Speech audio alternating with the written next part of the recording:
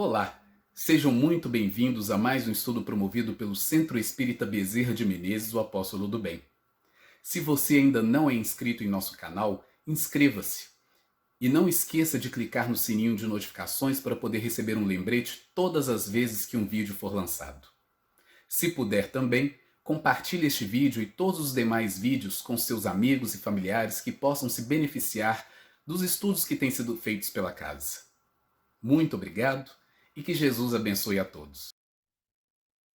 Olá, meus amigos, muito boa noite, né? Bom dia, boa tarde, dependendo do horário que vocês vão nos assistir. E é com grande alegria que mais uma vez aqui nos encontramos reunidos em nome de Jesus, em nome dos benfeitores espirituais que nos acompanham, para mais um estudo do Centro Espírita Bezerra de Menezes, o Apóstolo do Bem, localizado aqui em Belo Horizonte, na rua Nilo Peçanha, 190, no bairro Boa Vista. E hoje vamos falar sobre o tema reencarnação, que é um dos princípios básicos da doutrina espírita. Então, para iniciarmos, né, vamos fazer a nossa prece, elevando os nossos pensamentos neste momento a Deus, a Jesus, aos benfeitores espirituais que atuam conosco, para que nos dê sempre força, coragem, perseverança, ânimo nas lutas do dia a dia. Sabemos, Senhor, que ao teu lado, né, o nosso fardo se torna mais leve e o teu jugo é mais suave. Portanto, Senhor Jesus, ilumine a todos nós que aqui estamos, em qualquer lugar deste planeta, assistindo através da internet esta apresentação no YouTube. Ilumine aos nossos irmãos em humanidade, encarnados e desencarnados, que se encontram em sofrimentos, em equívocos, que possam, Senhor, se restabelecer com o teu auxílio, com a tua misericórdia, com a amorosidade de Maria Santíssima e seus servos, que acolhem a todos nós, ainda imperfeitos, ainda com tantas necessidades e carências. E muito obrigada, Senhor, por essa oportunidade bendita que o Senhor nos concede de aprendizado. Que assim seja. Então, meus amigos, hoje vamos falar sobre a reencarnação. E para começar esse trabalho, né, da reencarnação, nós pegamos lá, para iniciar, o Anuário Espírita, que foi em 1964. Foram feitas algumas perguntas para os médiuns Chico Xavier e Valdo Vieira, que à época trabalhava também com Chico Xavier, em que André Luiz respondeu a essas perguntas sobre reencarnação. Então, os diretores deste anuário espírita, né, que na época era o senhor Lauro Michelin, e então ele fez essas perguntas. O médium Valdo Vieira respondia as perguntas ímpares e Chico Xavier respondia as perguntas pares. Então, nós vamos iniciar esse estudo com essas perguntas e essas respostas, que são muito interessantes, porque em 1964, André Luiz já respondia a essas questões, e essas questões já eram colocadas também como dúvidas, né? Para serem esclarecidas por André Luiz. Então, nós pegamos somente três, porque são muitas perguntas, mas se vocês quiserem depois consultar, né, na internet esse anuário espírita, é muito interessante, né? Formou um livro, né? Então, a primeira pergunta foi a seguinte: a reencarnação é lei imperativa em todos os orbes do universo? Veja a resposta de André Luiz. Mais razoável dizer que a reencarnação é princípio universal, compreendendo-se que existem esferas sublimes, nas quais a reencarnação, como recurso educativo, já atingiu características inabordáveis ao conhecimento humano atual. Então, a gente vê que, como André Luiz diz, né, já há esferas sublimes, outros orbes, outros planetas, que não é necessário mais a reencarnação, né? Ou seja, características inabordáveis, que a gente nem conhece, que a gente nem tem como abordar para o nosso conhecimento. Aí vem uma outra questão. É de se esperar que nos próximos milênios, quando a Terra se tornar um centro de solidariedade e de cultura, seja dispensado o processo de reencarnação como elemento indispensável de experiências e estudos? Então, aí, né, quem formulou a pergunta quis saber, né, que nos próximos milênios, quer dizer, já na regeneração, né, se a Terra não precisaria mais de reencarnação, né, se o nosso planeta não reencarnaria mais espíritos, né?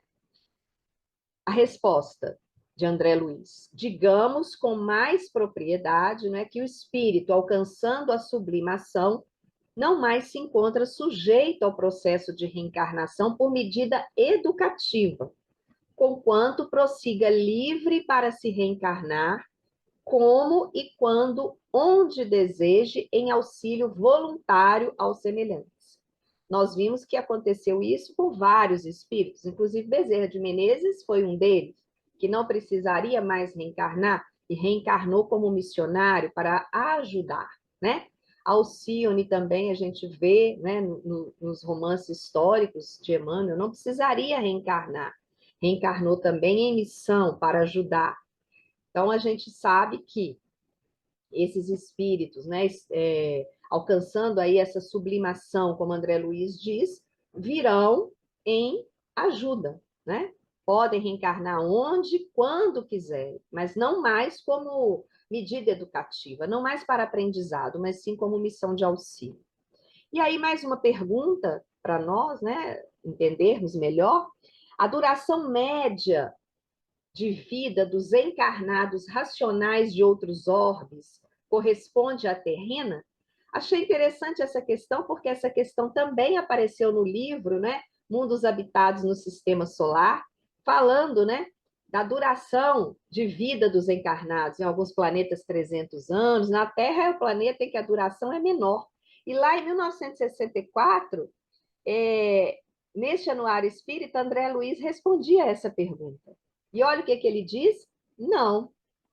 Essas etapas de tempo variam de mundo a mundo. Então vejam que Santa Teresinha de Lisieux nos respondeu isso, né, nas perguntas feitas pelo organizador do livro, que foi o Aderlande, né? Em alguns mundos a gente vê 100 anos, aliás, 300 anos, 200 anos. Aqui na Terra é que a média de vida é de 80 anos, né? Alguns chegam aí a 100, 105 anos. Né, o planeta em que nós temos o menor tempo de vida aqui como encarnados. Mas aí foi só para introduzir o tema para nós.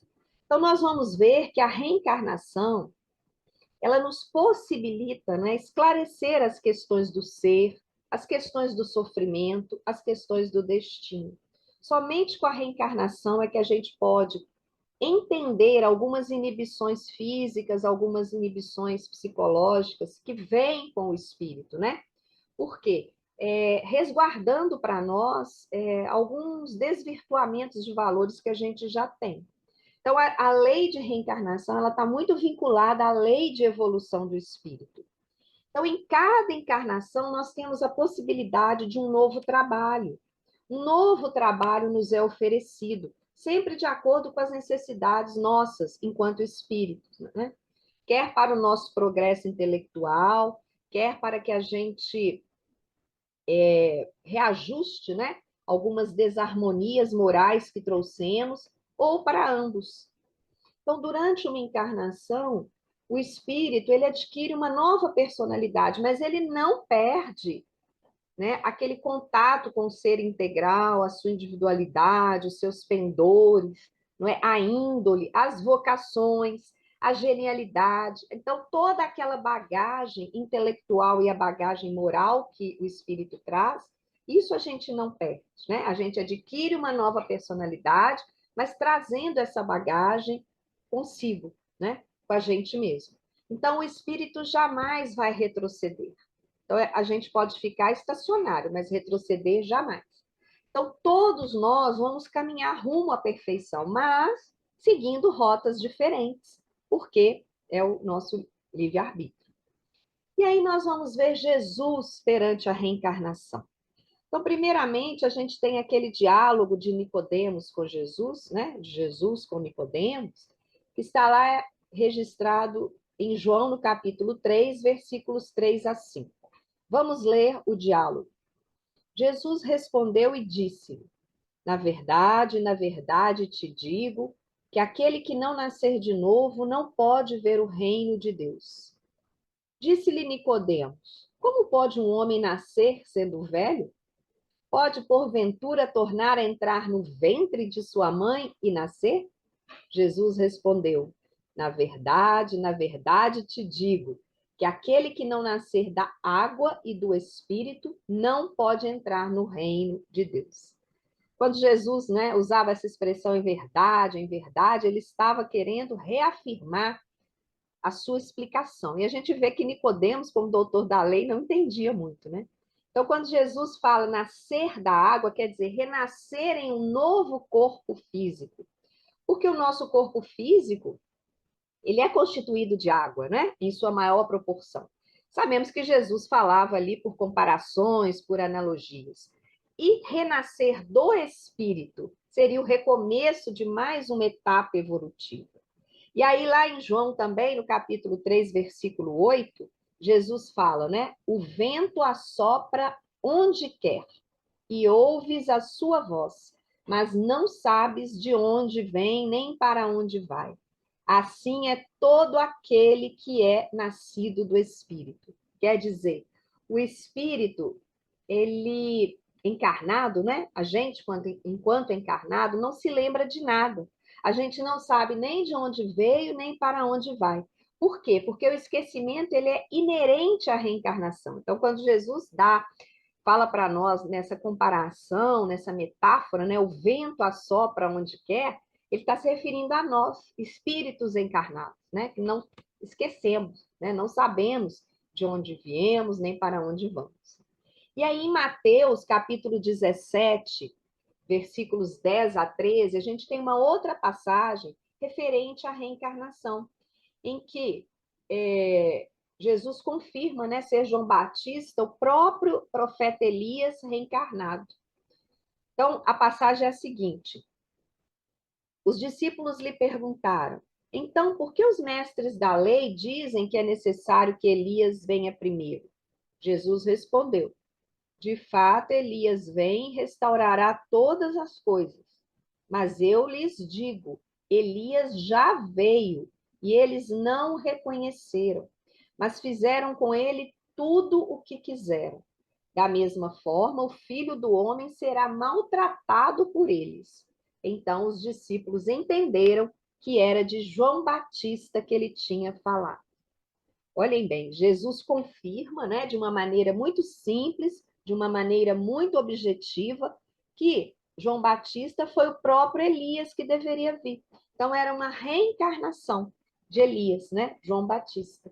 Então, aí mostrando também a questão da reencarnação nas passagens evangélicas de Jesus. Então, aí a gente tem umas outras passagens evangélicas confirmando a reencarnação. Por exemplo, uma delas, lá em Mateus, capítulo 5, versículos 25 e 26, aliás. Vejam as palavras de Jesus. Concilia-te depressa com teu adversário enquanto estás no caminho com ele, para que não aconteça que o adversário te entregue ao juiz e o juiz te entregue ao oficial e te encerrem na prisão. Em verdade te digo que de maneira nenhuma sairás dali enquanto não pagares o último ceitil. Essa passagem é muito conhecida, né? Mostrando para nós que a reencarnação, ela oferece aí diversas oportunidades para reparar muitos dos nossos erros em vidas passadas. Mas nem todos esses erros podem ser solucionados, não é, amigos? Integralmente, num único retorno. Por isso que às vezes a gente precisa de várias reencarnações, né? Às vezes, num único retorno, a gente não consegue reparar esses erros, né? Por isso Jesus chama atenção para que a gente se reconcilie com o nosso adversário enquanto estamos a caminho, quer dizer, enquanto estamos aqui nessa vida com ele. E aí uma outra passagem muito interessante, né? Daquela em que Jesus fala, né, que se a gente não se fizer como criança, de modo algum a gente entrará no reino dos céus. Quer dizer, se não fizerdes como crianças, de modo algum entrareis no reino dos céus. Então a gente vê nessa fala de Jesus a importância da reencarnação para o espírito se despojar, quer dizer, se livrar daquelas ideias pré-concebidas que a gente já traz. Por quê? Porque a criança ela é inocente, né? Ela tem a pureza de coração.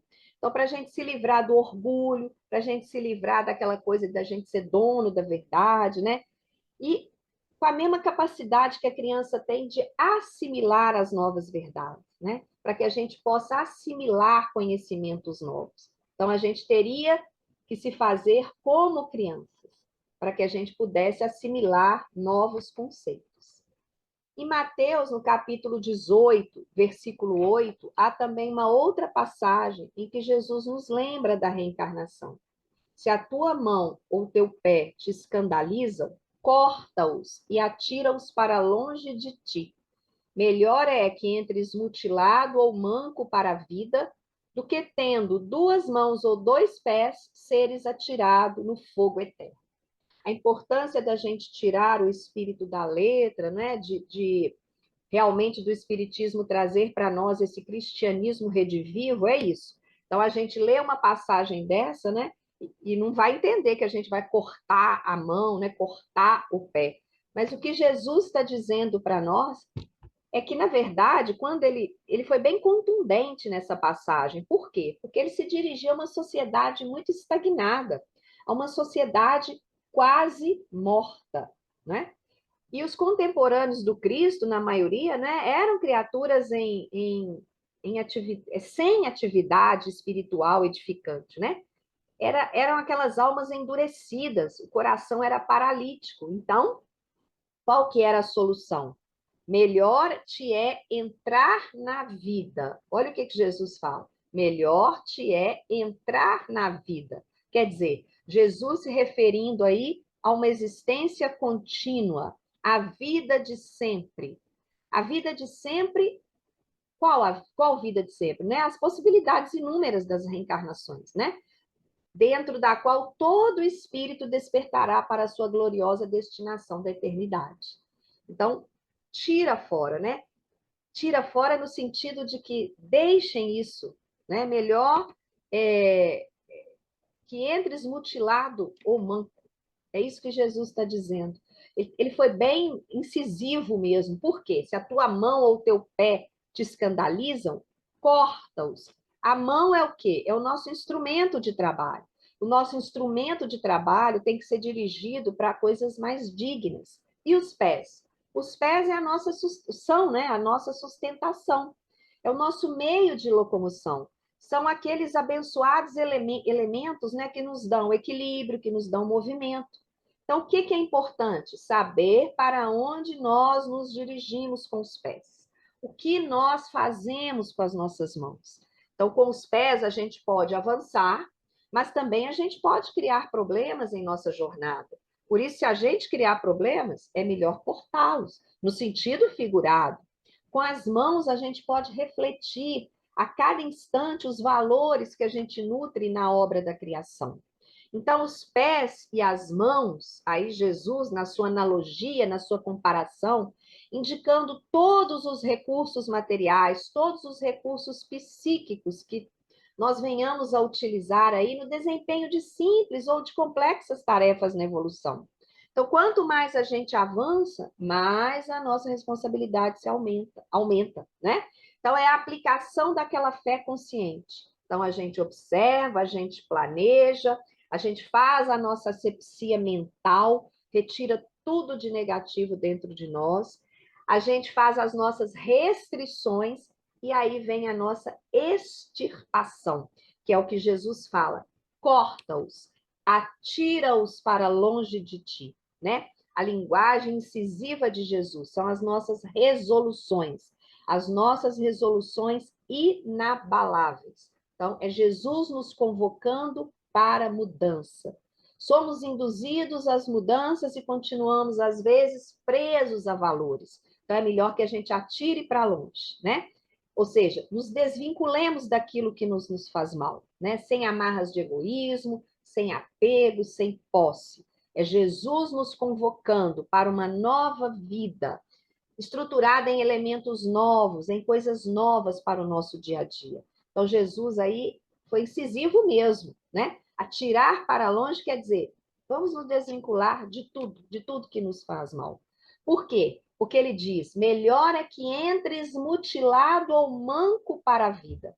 Ou seja, qual é a melhor forma de entrar para a vida verdadeira, meus amigos? É a consciência de paz, né? E o coração tranquilo. Então, entrar na vida nova, né? É essa disposição que nós, enquanto espíritos reencarnantes, devemos nutrir. Seja mutilado ou manco. Olhem bem as palavras de Jesus, né?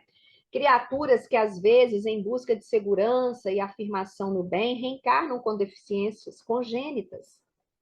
Por isso que ele fala mutilado ou manco. É a lei de causa e efeito aí em seu cumprimento, né? O mau uso, às vezes, de um membro ou de um órgão pode comprometer a nossa reencarnação futura, né? O bom desempenho daquele órgão, o natural desempenho daquele órgão.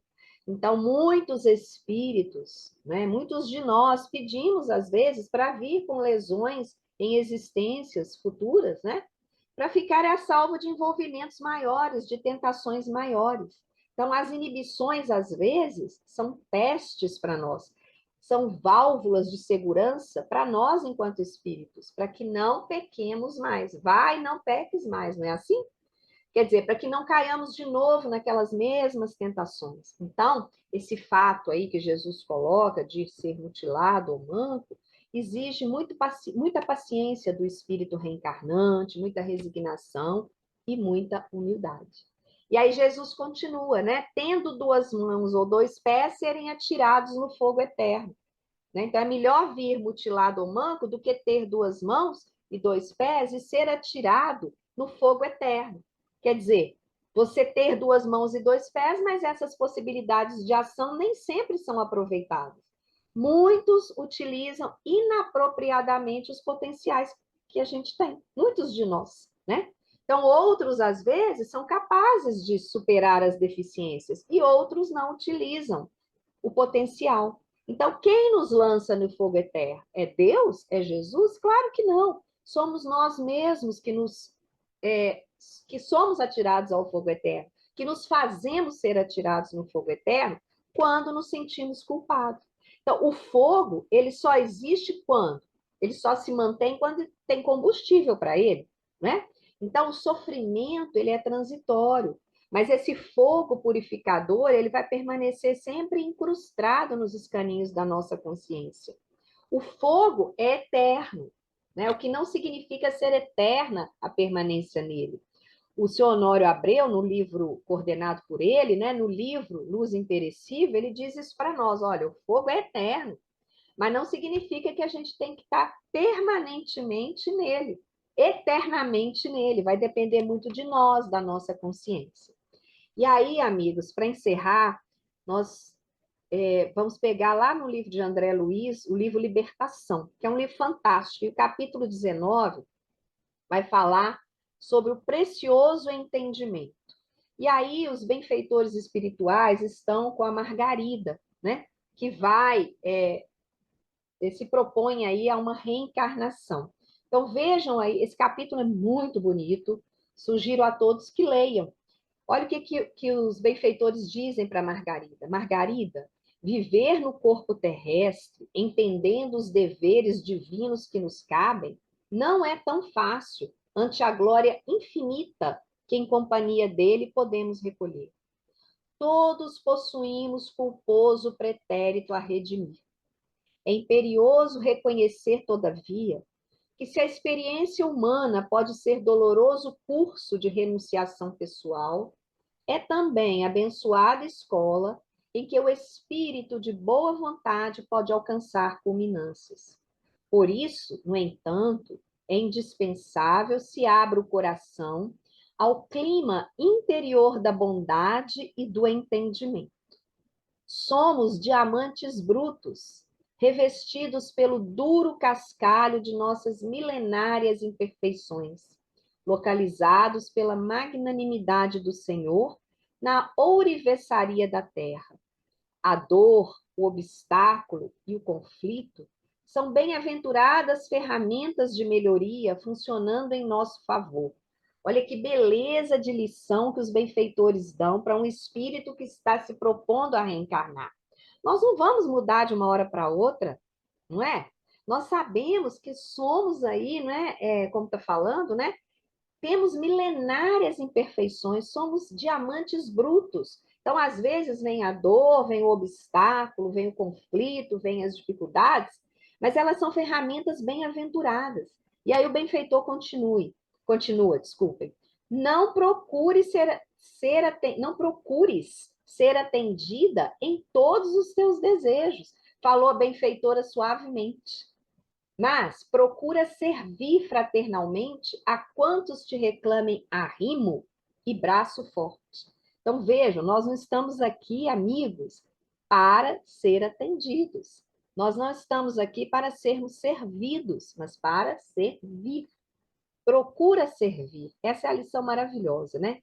E aí, olhem, não vou colocar tudo aqui, né, porque é um trecho bem grande, mas peguei assim alguns trechos para nós que eu acho fundamentais. Ajuda antes de procurares auxílio. Compreende sem exigir compreensão imediata. Desculpa os outros sem desculpar a ti mesmo. Ampara sem a intenção de ser amparada. Dá sem o propósito de receber. Na paz que semeares, encontrarás a colheita da paz que desejas. Estes são princípios da vida radiante. No insulamento, ninguém recolherá a suprema alegria.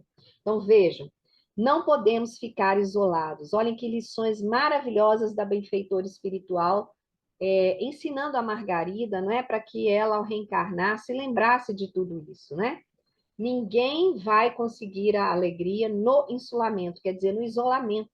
Somos seres que vivem em sociedade, somos seres que agregam, né, pessoas. Então, nós temos aí que servir. E aí, esses conselhos da benfeitora para Margarida me lembram muito, né? Nos lembram a todos a oração de São Francisco de Assis, né? Então, é dar sem esperar, né? Recompensa, amparar sem a intenção de ser amparado, ou seja, é fazer, né? Tudo de acordo com a vontade do Pai, com a vontade de Jesus. É o que também a oração de São Francisco nos ensina, para que possamos realmente recolher essa suprema alegria enquanto espíritos reencarnantes. Não esperemos viver uma reencarnação sem dificuldades, pois estamos num planeta ainda de dificuldades, ainda em que o mal existe, não é? Mas estamos em modificação, o mundo está em grande melhoria e que creiamos sempre nisso, mas que tenhamos aí a fé, a convicção de que os benfeitores espirituais estão sempre ao nosso auxílio, estão sempre conosco, nos auxiliando em todas as dificuldades, em todas as dores da vida. Que Jesus abençoe a cada um, que a paz esteja presente em cada lar aqui que está nos assistindo, a todos os familiares, não é? Do lar que estão também nos assistindo, a esses espíritos maravilhosos, encarnados e desencarnados, que nos acompanham nessas tarefas da casa espírita. Que possamos realmente acreditar, né, e vivenciar as palavras de Jesus, tirando realmente o espírito da letra, fazendo com que consigamos entender todas as questões pertinentes à reencarnação, que realmente é uma grande conquista nossa, a oportunidade de vivenciarmos na Terra ou em outros planetas, quem sabe, né, um dia em outros planetas, todas as oportunidades que deixamos para trás, não é? Às vezes por ainda sermos esses diamantes brutos, como a benfeitora nos diz aqui no livro Libertação, né? Ainda precisando ser lapidados, mas aos poucos chegaremos lá, com confiança, fé e coragem. Que Jesus permaneça no coração de todos, que Maria Santíssima ampare a cada um de vocês. Muito obrigada e até a próxima oportunidade. Fiquem com Deus.